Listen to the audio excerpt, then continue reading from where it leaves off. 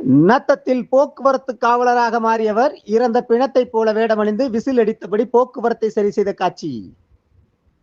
சனிக்கிழமை மதியம் 12 மணி அளவில் கிடைக்கப்பெற்ற தகவலின்படி திண்டுக்கல் மாவட்டம் நத்தம் பேருந்து நிலையம் ரவுண்டானா பகுதியில் தினமும் காலை மாலை வேளைகளில் பள்ளிக்கு செல்லும் மாணவ மாணவிகள், ஆசிரியர்கள், பல்வேறு பணிகளுக்கு செல்லும் அரசு ஊழியர்கள், பணியாளர்கள் அதிக அளவில் இப்பகுதியை கடந்து செல்கின்றனர்.